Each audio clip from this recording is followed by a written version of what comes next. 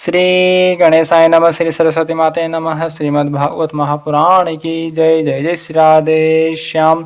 श्रीमद्भागवत महापुराण द्वितीय खंड 10वें स्कंद 66वां अध्याय पौंड्रक और काशीराज का उद्धार।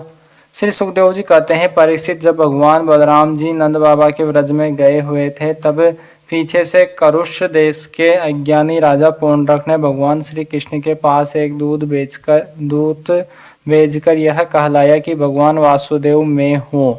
मूर्ख लोग उसे बहकाया करते थे कि आप ही भगवान वासुदेव है और जगत की रक्षा के लिए पृथ्वी पर अवतीर्ण हुए हैं।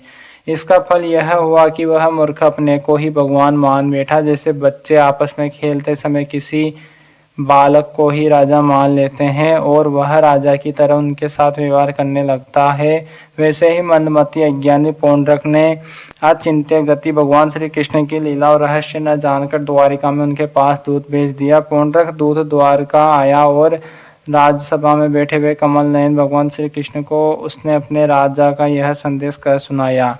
एकमात्र मैं ही वासुदेव हूँ, दूसरा कोई नहीं है। प्राणियों पर कृपा करने के लिए मैंने ही अवतार ग्रहण किया है। तुमने झूठ मूठ अपना नाम वासुदेव रख लिया है, अब उसे छोड़ दो। यदुवंशी, तुमने मूर्खतावश मेरे चिन्ह धारण कर रखे हैं, उन्हें छोड़कर मेरी शरण में आओ और यदि मेरी बात तुम्हें स्वीकार न हो तो मुझसे युद्ध करो। श्री सुखदेव जी कहते हैं, परीक्षित, मंदमती पौंड्रक की यह बहक सुनकर उग्रसेन आदि सभासद जोर जोर से हंसने लगे। उन लोगों की हंसी समाप्त होने के बाद भगवान श्री कृष्ण ने दूत से कहा, तुम जाकर अपने राजा से कह देना कि रे मूढ़, मैं अपने चक्र आदि चिन्ह यूं नहीं छोड़ूंगा, इन्हें मैं तुझ पर छोड़ूंगा और केवल तुझ पर ही नहीं, तेरे उन सब साथियों पर जिनके बहकाने से तो इस प्रकार बहक रहा है। उस समय मूर्ख तो अपना मुंह छिपाकर औंधे मुंह गिरकर चील, गिद्ध, बटेर आदि मांस भोजी पक्षियों से घिरकर सो जाएगा और तू मेरा शरणदाता नहीं, उन कुत्तों की शरण होगा जो तेरा मांस चीर चीर कर खा जाएंगे।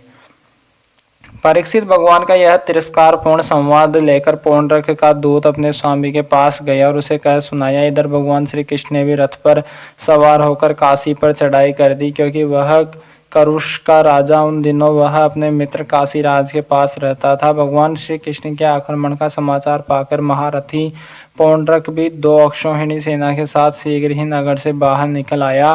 काशी का राजा पौंड्रक का मित्र था, तब वह भी उसकी सहायता करने के लिए 3 अक्षौहिणी सेना के साथ उसके पीछे पीछे आया। परीक्षित, अब भगवान श्री कृष्ण ने पौंड्रक को देखा। पौंड्रक ने भी शंख, चक्र, तलवार, गदा, सांग्र, धनुष और श्रीवत्स चिन्ह आदि धारण कर रखे थे। उसके वक्ष स्थल पर बनावटी कौस्तुभ मणि और वनमाला भी लटक रही थी। उसने रेशमी पीले वस्त्र पहन रखे थे और रथ की ध्वजा पर गरुड़ का चिन्ह भी लगा रखा था।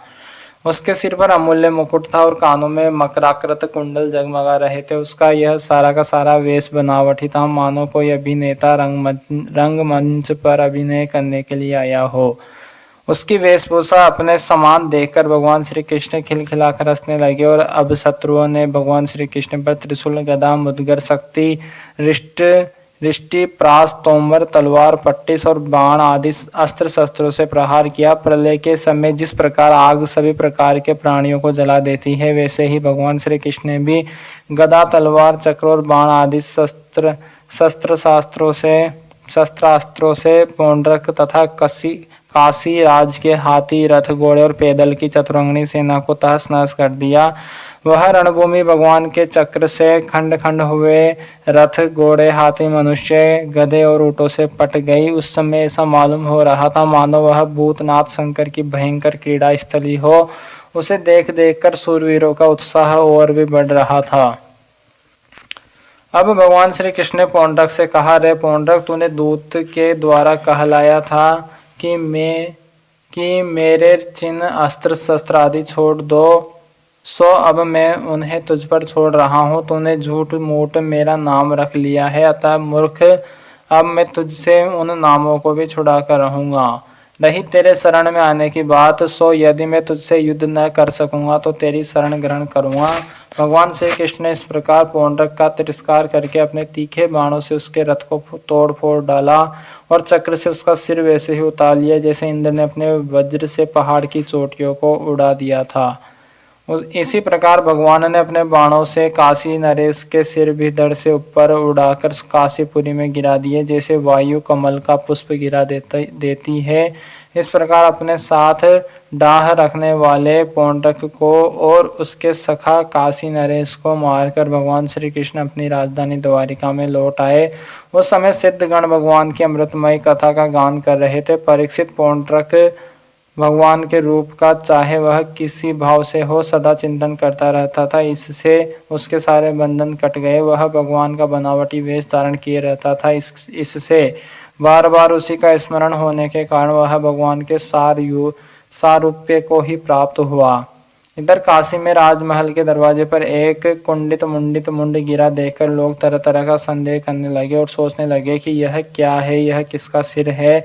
जब यह मालूम हुआ कि वह तो काशी नरेश का ही सिर है, तब रानियां, राजकुमार, राज परिवार के लोग तथा नागरिक रो रो कर विलाप करने लगे। हाँ नाथ, हाँ राजन, हाय हाय, हमारा तो सर्वनाश हो गया। काशी नरेश का पुत्र था सुदक्षिण।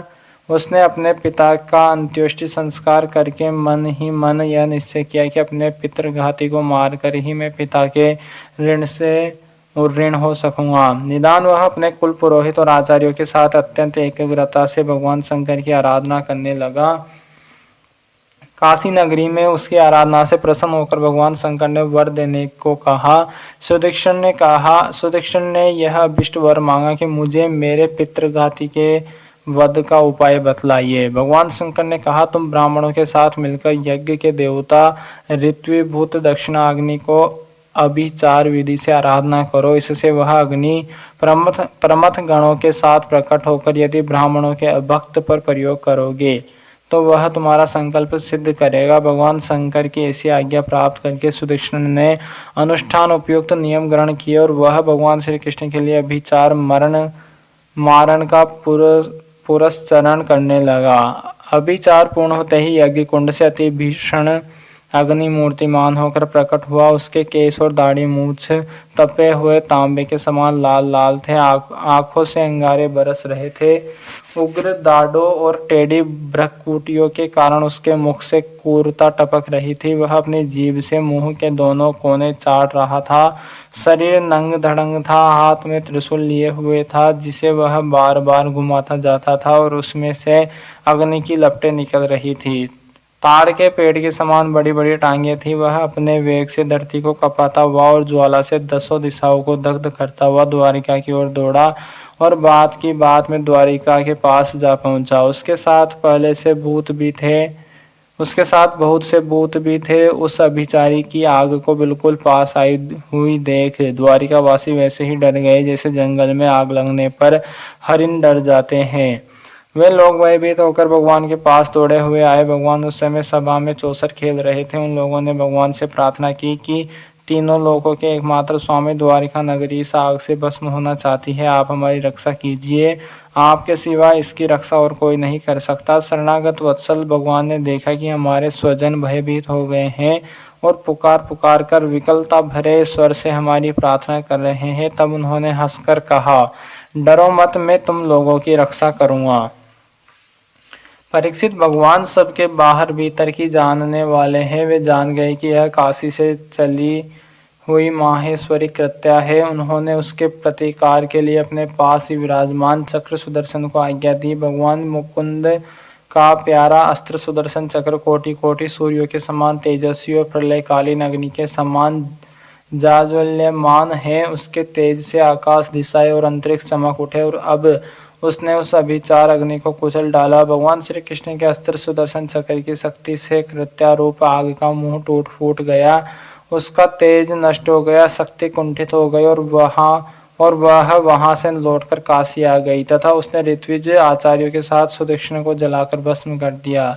इस प्रकार उसका विचार उसी के विनाश का कारण हुआ। कृत्या के पीछे पीछे सुदर्शन चक्र भी काशी पहुंचा। काशी बड़ी विशाल नगरी थी। वह बड़ी बड़ी अटारियों, सभा भवन, बाजार, नगर द्वारों के शिखर, चाहार दीवारियों, खजाने, हाथी, घोड़े, रथ और अन्नों के गोदामों से सुसज्जित थी। भगवान श्री कृष्ण के सुदर्शन चक्र ने सारी काशी को जलाकर भस्म कर दिया और फिर वह परमानंदमयी लीला करने वाले भगवान श्री कृष्ण के पास लौट आया। जो मनुष्य पुण्य कीर्ति भगवान श्री कृष्ण की इस चरित्र को एकाग्रता के साथ सुनता है या सुनाता है वह सारे पापों से छूट जाता है। श्री सीताराम भगवान की जय, श्री राधे श्याम जी सरकार की जय, हनुमान जी महाराज की जय, उमापति महादेव भगवान की जय, श्री लाडली जी सरकार की जय, श्री वृंदावन बिहारी लाल की जय, श्री सदगुरुदेव भगवान की जय, अपने अपने माता पिता की जय, गौ माता की जय, सनातन धर्म की जय, श्री वृंदावन बिहारी लाल की जय, सभी भूदेव ब्राह्मण की जय, भूदेव संतन की जय, विरक्त ब्राह्मण की जय, विरक्त संतन की जय, सभी पितरन की जय, श्री सुखदेव जी महाराज की जय, श्री विराट पुरुष भगवान की जय, श्री नारायण भगवान की जय। जय जय श्री राधे श्याम, सबको मिले श्री वृंदावन धाम। नमः पार्वती पतये हर हर महादेव। इति श्री